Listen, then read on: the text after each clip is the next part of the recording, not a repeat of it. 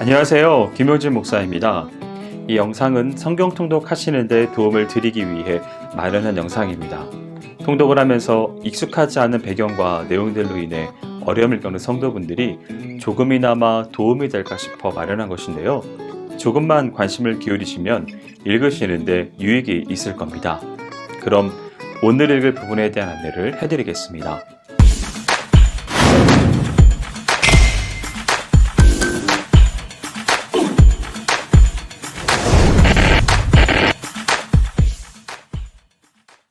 오늘 읽을 본문은 에스겔 35장에서 37장까지입니다. 35장은 본격적인 이스라엘의 회복을 예언하기에 앞서 이스라엘에 대해 계속 적대 행위를 해온 에돔의 범죄 행위를 들어 그들에게 공의로우신 하나님의 엄정한 심판이 임할 것을 예언하고 있습니다. 1절에서 9절은 25장에 이미 언급되었던 에돔에 대한 심판이 예언되는 단락입니다. 여기서 다시 한번 에돔에 대한 심판이 예언되는 이유는 에돔이 혈연적으로 이스라엘과 형제 나라임에도 불구하고 이스라엘을 적대하는 대표적인 세력이었기 때문입니다. 에돔 족속의 근거지는 원래 세일산이었습니다. 세일산은 사해 남쪽 아라비아 사막의 동부에 위치한 산악지대로서 족장 시대부터 이스라엘과 오랜 적대 관계에 놓인 에서의 후손들이 살아왔습니다.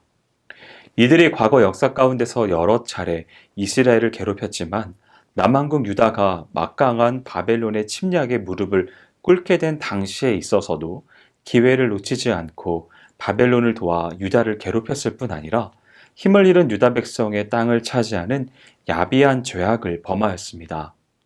하나님께서는 택한 백성 이스라엘을 괴롭힌 이러한 에돔에 대해서 엄정히 심판하심으로 당신의 공의를 나타내셨습니다.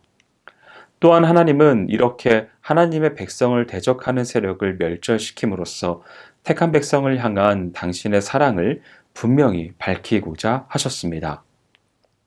10절에서 15절은 에돔 족속이 하나님의 준엄한 심판을 받아 멸망하게 될 것이라는 사실을 다시 한번 강조하며 그 이유가 에돔의 과도한 탐욕과 교만에 있음을 소개합니다. 에돔 족속이 멸망하게 된 이유는 에서의 후예로서 이스라엘의 형제 민족이라 할 수 있는 에돔 족속이 외세의 침입으로 고난받은 유다를 돕기보다는 오히려 대적의 바벨론 세력을 후원했을 뿐 아니라 예루살렘의 함락을 심히 기뻐했기 때문이었습니다.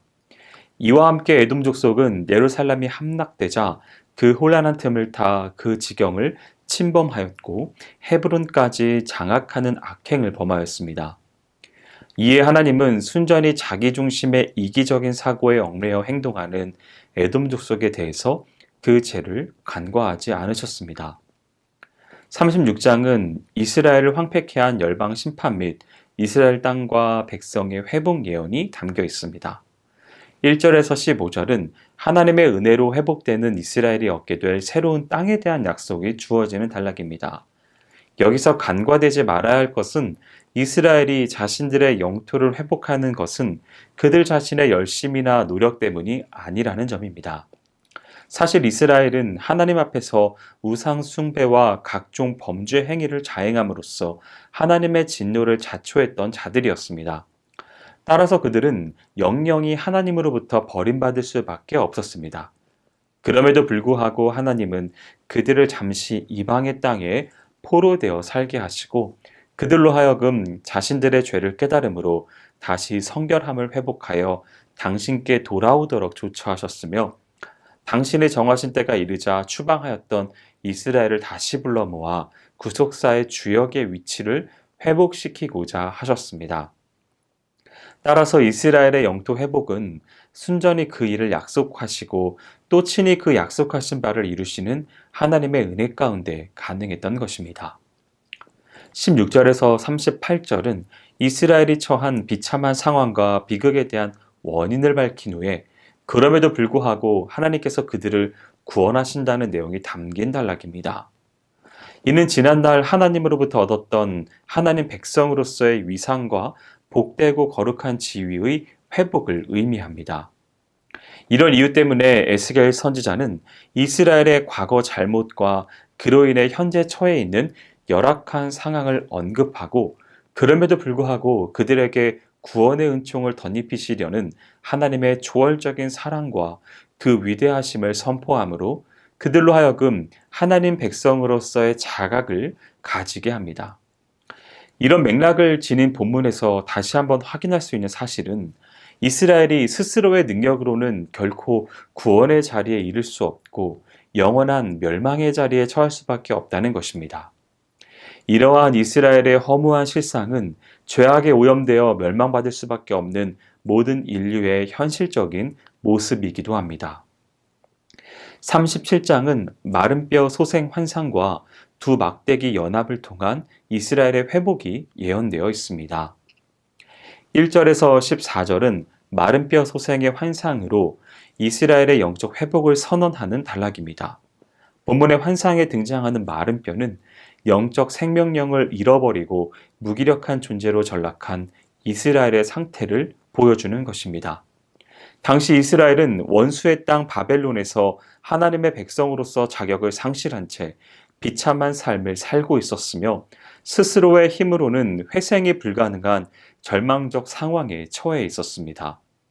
그러나 이러한 비참한 현실 가운데 하나님의 역사하심이 임하자 마른 뼈가 다시 소생하여 큰 군대가 되었습니다.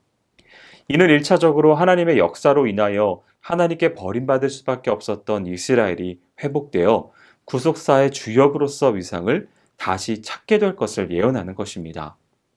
그러나 한 걸음 더 나아가 본문은 후에 그리스도의 오심으로 영적으로 죽어버린 이 세상의 소생 불가능한 영혼들을 다시 살리시어 하나님의 백성으로 살게 될 일을 보여주는 예언입니다. 15절에서 28절은 유다와 이스라엘이라 이름이 적힌 두 막대기를 하나로 연결시키는 상징적 행위를 통해 솔로몬 이후 남북 왕조로 분열되어 각각 아수르와 바벨론에 망하였던 이스라엘과 유다가 회복됨은 물론 마침내 하나로 통일되어 새로운 나라로 태어나게 되리라는 소망을 제시해 주는 단락입니다. 하나님은 남북 왕조로 분열된 슬픈 과거사를 종결지으시고 통일되고 평화로운 새로운 나라로 만드실 것입니다. 이 같은 하나님의 계획은 1차적으로는 이스라엘이 70년간의 바벨론 포로 생활을 청산하고 본토로 귀환한 사건을 통해 성취되었습니다.